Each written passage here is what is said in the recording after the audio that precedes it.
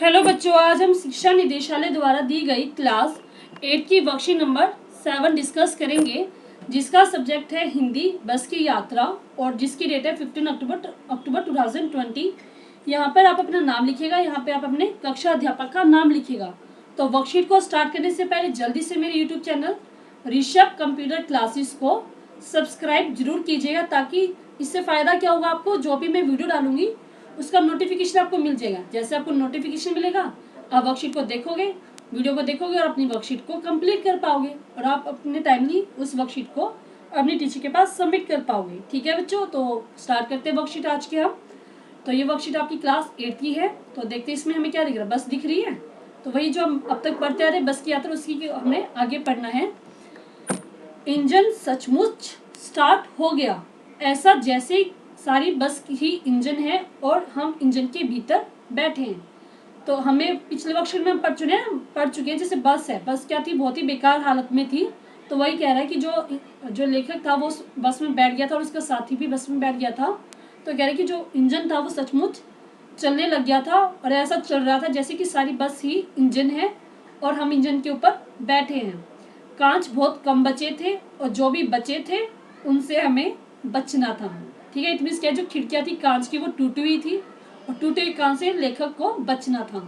हम फौरन खिड़की से दूर सरक गए ताकि वो अपने आप को उस कांच से बचा पाए। इंजन चल रहा था, हमें लग रहा था कि हमारी सीट के नीचे इंजन है।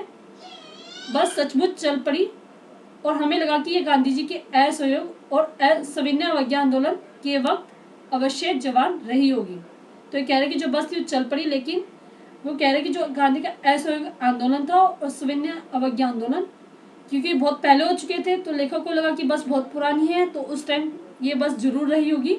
तो इट मीन्स क्या है, वो उस टाइम जवान रही होगी, उससे ट्रेनिंग मिल चुकी थी, हर हिस्सा दूसरे से असहयोग कर रहा था। पूरी बस सविनय अवज्ञा आंदोलन के दौर से गुजर रही थी। सीट का बॉडी से असहयोग चल रहा था।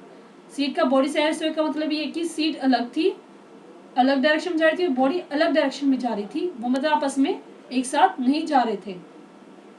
कभी लगता था सीट बॉडी को छोड़कर आगे निकल गई है और कभी लगता था कि सीट को छोड़कर बॉडी आगे भागी जा रही है, मतलब अलग अलग जा रहे थे। 8-10 मील चलने पर सारे भेदभाव मिट गए। यह समझ में नहीं आता था कि हम सीट पर बैठे कि सीट हम पर बैठी है। तो मतलब बहुत ही बुरी हालत थी बस की, तो हमें ये समझ में नहीं आ रहा था कि हम सीट पर बैठे हैं या फिर सीट हम पर बैठी है। ठीक है बच्चों, तो शब्दार्थ देखते हैं इसके हम। सविनय अवज्ञा आंदोलन, ये क्या था, गांधी जी द्वारा चलाया गया 1930 का आंदोलन। सेकंड हमारे पास ट्रेनिंग क्या होता है, सीख, दौड़, जमाना, असहयोग, साथ न देना या फिर मतलब एक दूसरे से अलग रहना, और भेदभाव होता है अंतर। तो ये सारे हमें वर्ड मीनिंग पढ़े हैं इस वर्कशीट के। आगे हम देखते हैं क्वेश्चन आंसर। इस गद्यांश के आधार पर निम्नलिखित प्रश्नों के उत्तर दीजिए। फर्स्ट है हमारे पास, ऐसा जैसे सारी बस ही इंजन है और हम इंजन के भीतर बैठे हैं, लेखक को ऐसा क्यों लगा। तो इसमें पूछा गया कि जो लेखक कह रहा है कि सारी बस इंजन है और हम इंजन के ऊपर बैठे, लेखक को ऐसा क्यों लगा। पढ़ते हैं, लेखक को ऐसा इसलिए लगा क्योंकि स्टार्ट होने पर बस के इंजन में ही कंपन होना चाहिए था, पर क्या हुआ, पर यहाँ तो सारी बस ही बुरी तरह से गड़ गड़ करती हुई हिलने लगी। ठीक है, तो इस और पूरी बस में तेज कंपन होने लगा। तो कवि क्या कह, लेखक क्या कह रहे हैं, मतलब जब भी बस स्टार्ट होती है तो सिर्फ इंजन में ही कंपन होना चाहिए था, लेकिन क्या हो, पूरी बस में ही कंपन होने लगा, इसलिए लेखक ने ये बात कही। नेक्स्ट क्वेश्चन हम देखते हैं। सविनय अवज्ञा आंदोलन 1930 में महात्मा गांधी के नेतृत्व में अंग्रेजी सरकार से असहयोग कर स्वाधीनता प्राप्त करने के लिए किया गया था। इसमें अंग्रेजी सरकार के साथ सहयोग न करने की भावना थी। लेखक ने सविनय अवज्ञा का उपयोग बस के संदर्भ में क्यों किया, समझकर बताइए। तो देखते हैं इसका आंसर। सविनय अवज्ञा आंदोलन क्या था, यह आंदोलन 1930 में अंग्रेजी सरकार की आज्ञा न मानने के लिए किया गया था। इसमें क्या था कि जो गांधी जी ने वो अंग्रेजी सरकार की जो आज्ञा थी उसको नहीं मानना चाहते थे, इसलिए वो आंदोलन किया गया था। और 12 मार्च 1930 को दांडी मार्च करके नमक कानून तोड़ा। ठीक है, तो उन्होंने क्या किया, जो दांडी मार्च करके नमक कानून को तोड़ा, क्योंकि जो अंग्रेजों थे उन्होंने नमक पर एक टैक्स लगा दिया था, और उन्होंने क्या किया, नमक जो उन्होंने बनाया था कानून, अंग्रेजों ने उसको तोड़ दिया। और अंग्रेजों की दमनपूरी नीति के खिलाफ भारतीय जनता को विनयपूर्वक संघर्ष करने के लिए आगे बढ़ती रही।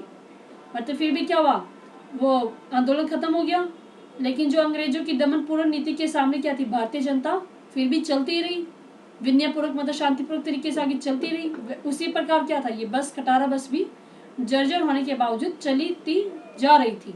ठीक है, समझ में आ रहा है, क्योंकि बस क्या थी, बेकार हो चुकी थी, फिर वो चली जा रही थी।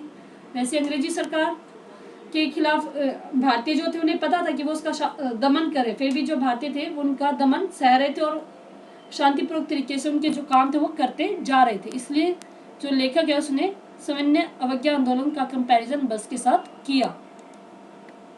प्रस्तुत गद्यांश में बहुत से अंग्रेजी शब्द यूज हुए हैं, कोई भी 4 अंग्रेजी शब्द ढूंढ कर लिखिए। तो इसमें हमारे कौन कौन से अंग्रेजी वर्ड यूज हुए हैं। फर्स्ट था हमारे पास स्टार्ट, बस, इंजन, ट्रेनिंग, सीट और बॉडी। ये सभी क्या है, अंग्रेजी के वर्ड है और वो इसमें यूज किए गए हैं। नेक्स्ट है हमारे पास गतिविधि, असहयोग आंदोलन व सविनय अवज्ञा आंदोलन के बारे में जानकारी एकत्रित करके लिखिए। इस गतिविधि में आप अपनी इतिहास की पुस्तक व अपने बड़ों की सहायता भी ले सकते हैं। तो आपको असहयोग आंदोलन और सविनय अवज्ञा आंदोलन के बारे में लिखना है। तो मैंने लिखा हुआ सविनय अवज्ञा आंदोलन। यह आंदोलन महात्मा गांधी के नेतृत्व में सन 1930 में शुरू किया गया था और अंग्रेजों ने नमक पर भी टैक्स लगाया था। इसी कारण से यह आंदोलन हुआ। यह आंदोलन क्यों हुआ, क्योंकि अंग्रेजों ने क्या किया था, नमक पर भी टैक्स लगा दिया था। इसी कारण गांधी जी के नेतृत्व में 1930 में यह आंदोलन स्टार्ट किया गया था। नेक्स्ट हमारे पास असहयोग आंदोलन। तो इसका फर्स्ट पॉइंट है, यह आंदोलन अंग्रेजों के अत्याचार के खिलाफ 1 अगस्त 1920 को शुरू किया गया था और चोरा चोरी हत्याकांड के बाद महात्मा गांधी जी ने इसे बंद कर दिया था। ठीक है बच्चों, 1920 में स्टार्ट हुआ था, लेकिन जो चोरा चोरी हत्याकांड हुआ था उसमें बहुत सारे लोगों की मृत्यु हो गई थी। इससे दुखी होकर महात्मा गांधी जी ने असहयोग आंदोलन अंग्रेजों के खिलाफ वापसी ले लिया था। ठीक है बच्चों, आगे हम देखते हैं। तो ये हमारी कंप्लीट होगी वर्कशीट। नोट, जैसे कि आप जानते हैं पहली कार्यपत्रिका में पढ़ा गया कि हरिशंकर परसाई द्वारा रचित एक व्यंग्य है। व्यंग्यात्मक लेख पाठ को यदि एक साथ पूरा पढ़ा जाए तो उसका पूरा आनंद लिया जा सकता है। आप अपनी वसंत की पुस्तक, तो पूरा चैप्टर आपकी वसंत की पुस्तक में आप इसे पूरा पढ़कर अपनी वर्कशीट को अच्छे से समझ सकते हैं। ठीक है बच्चे, पूरी वर्कशीट मैंने कंप्लीट कर दिया। अगर आपको समझ में आई है तो आप इसे लाइक कीजिएगा और मेरे चैनल को ऋषभ कंप्यूटर क्लासेस को सब्सक्राइब कीजिएगा और जितना हो सके अपने दोस्तों के साथ शेयर कीजिएगा। Thank you very much.